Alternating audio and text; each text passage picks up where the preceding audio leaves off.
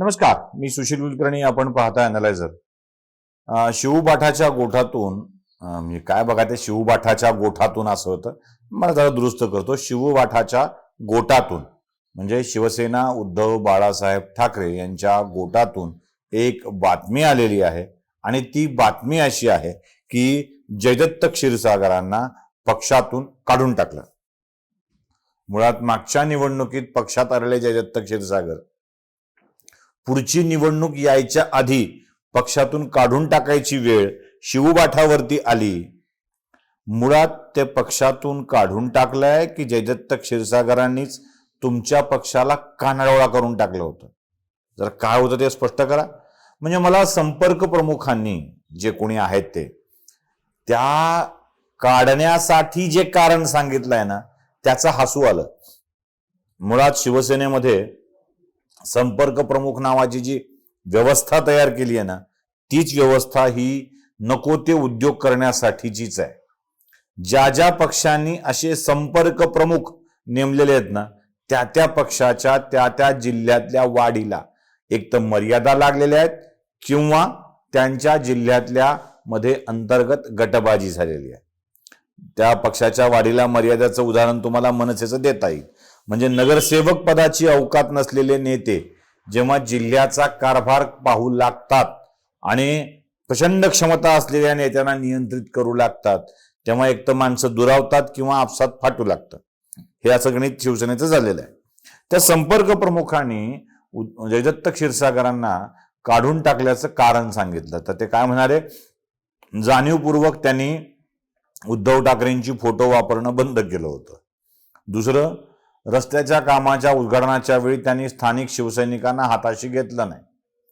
नगरपालिकेचे कामं शिवसैनिकांना दिली नाहीत तर ती आपल्याच माणसांना दिली. आता आपल्याच म्हणजे स्वतः जयदत्त क्षीरसागर जेव्हा शिवसेनेमध्ये दाखल होतात तेव्हा ते आपल्या समर्थकांच्या सहित दाखल होत असतात. त्यामुळे जयदत्त क्षीरसागरांच्या सोबत शिवसेनेमध्ये आलेली मंडळी ही शिवसेनेचीच होती आणि त्यांना काम दिलं म्हणजे शिवसैनिकांनाच काम दिलं.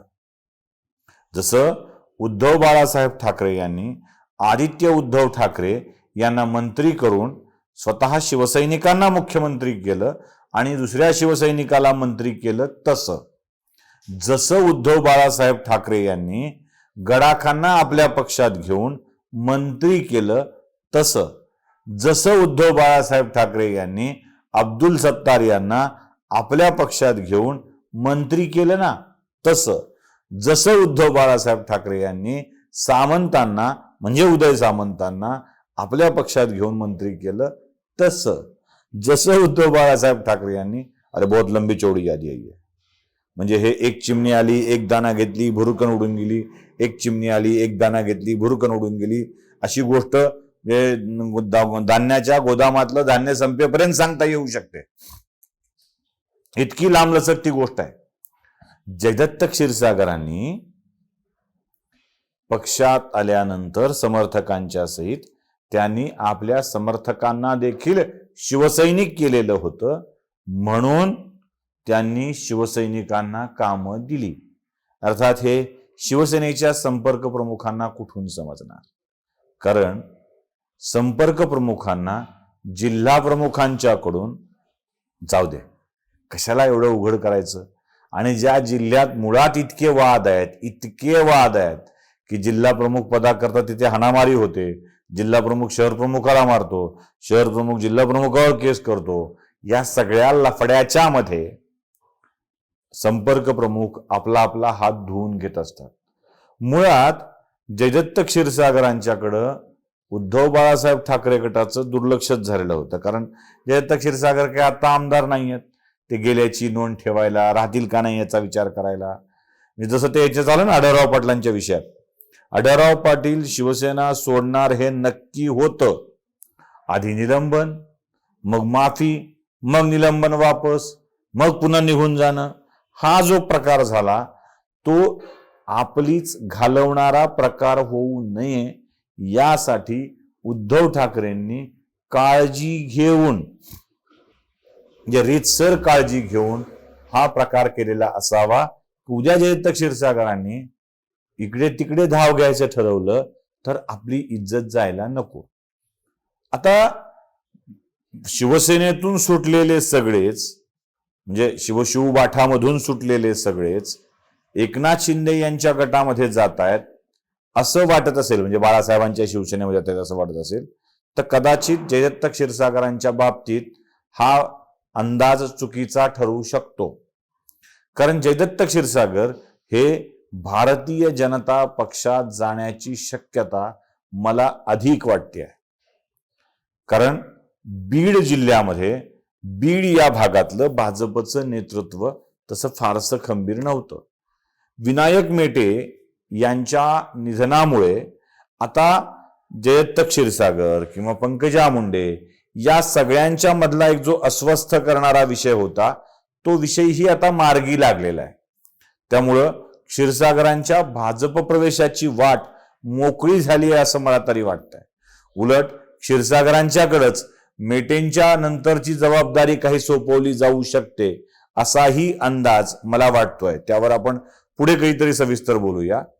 पण उद्या होणारी कदाचित विधान परिषदेवरच्या 12 आमदारांची निवड आणि बाकीच्या सगळ्या गोष्टी बघता आजच्या घडीला जयदत्त क्षीरसागर हे भारतीय जनता पक्षामध्येच प्रवेश करतील असं दिसतंय. उद्या तसं घडलं असतं तर शिवबाठाची इतकी नाचक्की झाली असती आणि ती नाचक्की टाळण्यासाठीच म्हणून शिवसेनेनं क्षीरसागरांच्या निलंबनाचा निर्णय घेतला. पण कसलं आलंय निलंबन, कशाचं आलंय काय ते जाणारच होते.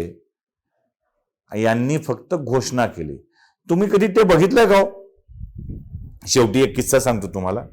तुम्ही कधी बघितलंय ते की एक गाडी धावत असते आणि गाडीच्या मागे कुत्रे कायम भुंकत भुंकत भुंकत साधारणतः 200-300 मीटर पर्यंत जीवाच्या आकांतानं पळत असतात. असंच झालं एकदा. एक गाडी धावत होती, एक कुत्रं गाडीच्या मागे जीवाच्या आकांतानं भॉ भॉ भॉ भॉ भॉ करत आलं. 500 मीटर पर्यंत, म्हणजे साधारण अर्धा किलोमीटर पर्यंत धावत धावत धावत गेलं आणि वापस मात्र लाकत लाकत लाकत आलं. लाळ गाळत गाळत गाळत गाळत गाळत आलं आणि हे शांत बसलेल्या कुत्र्याजवळ येऊन थांबलं. आता शांत बसलेलं कुत्रं म्हणलं, खरे का पळत होता उगच इतका दम लागला म्हणला, कारण नसताना पळाला. ते कुत्रं म्हणलं, का उग पळत होतो काय? मी का असा उगच पळतो वाटलं काय? ते म्हणले, पण पळत का होतास? ते म्हणला, गाडी दामटून आलो. गाडी जाणारच होती, यानं उगीच्या उगी आपले श्रम घालून गाडी पळवून लावल्याचा आव आणला.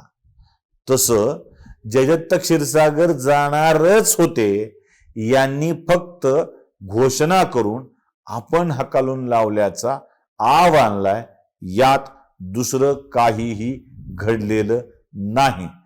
उद्धव बाळासाहेब ठाकरे गटाला असं वाटतं की आपणच काढून टाकल्यानं किमान आपली इज्जत वाचेल. पण हे काढून टाकल्यानं इज्जत वाचत नाहीये, तर ती गेल्यानं इज्जत जातीये हे लक्षातच येत नाहीये. अहो, काढून टाकलं काय किंवा गळून पडलं काय, आपणच विवस्त्र होणार आहोत याची जाणीव या लोकांना कशी होत नसेल, हाच प्रश्न माझ्या मनात सातत्यानं पडतो आहे. तुम्हालाही असं वाटत असेल तर कमेंट बॉक्समध्ये नक्की कळवा. लाईक, शेअर आणि सबस्क्राईब करायला विसरू नका. धन्यवाद.